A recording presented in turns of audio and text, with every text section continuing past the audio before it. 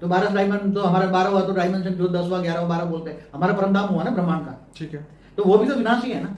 ठीक है। जहां विनाशी समय होता है, विनाशी चीजें होती हैं, विनाशी तत्व होते हैं, वो सब इल्यूजन है। अब केवल एक ब्रह्मांड की बात नहीं, आगे चलो तो जैसे महाशिव भी, हमारे एक वीडियो है, महाशिव महाकाल बन के अनंत कोटि ब्रह्मांडों को अपने रोम रोम में समा लेता है।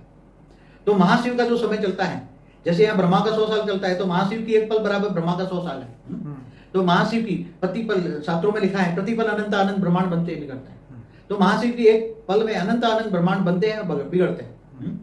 तो समय तो है, समय अब महाशिव का शुरू हुआ, महाब्रह्मांड माना गैलेक्सी माना आकाशगंगा में महाशिव का समय शुरू हुआ। पहले शिव का था, ब्रह्मांड के शिव का समय था, समझ में आया।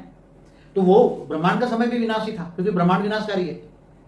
तो महाशिव भी महाकाल के अनंत कोटि ब्रह्मांडों को समा लेता है। इसी तरह गैलेक्सी, आकाशगंगा, मिल्की वे, जो सभी वो महाशिव की महाब्रह्मांड है। तो वो भी महाशिव भी जब तक अपने अंदर पावर है तब तक वो चलाएगा ना, फिर वो भी महाकाल बनेगा ना।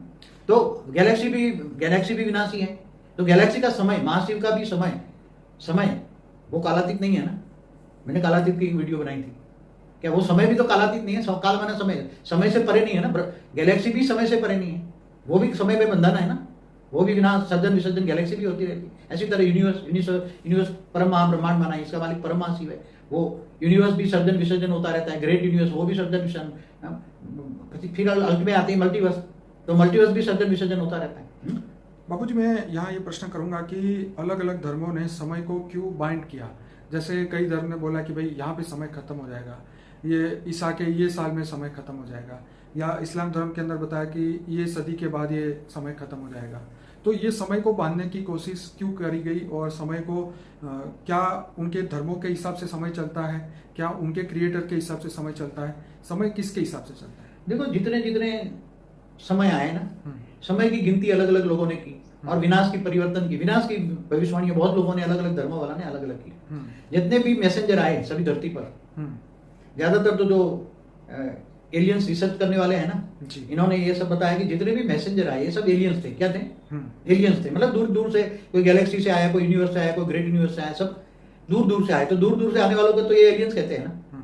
तो इन्होंने क्या बताया, जैसे मैसेंजर है, इन्होंने क्या बताया, क़यामत के दिन पर खुदा ताला नूर स्वरूप से धरती पर आकर कब्र से उठा के ले जाएंगे। मतलब विनाश की बात कही ना। तो विनाश होगा, फिर परिवर्तन होगा, फिर सबको उठा के ऊपर ले जाएगा, ये परिवर्तन होगा धरती पर, फिर स्वर्ग आएगा। कई लोग बोलते हैं ये वो जन्नत की बात करते हैं, वो जन्नत हेवन की बात करते हैं, हम लोग स्वर्ग की बात करते हैं। जाना सबको वहीं पर है ना। मगर सब वहां जाने के लिए तो बेचारे कब से इंतजार कर रहे हैं ना। बिल्कुल। मगर होना है, परिवर्तन होना है, विश्व परिवर्तन होना है। मगर कालातीत, जैसे हमारे मल्टीवर्स का साइड में दूसरा मल्टीवर्स है, तो वो अविनाशी है। जब से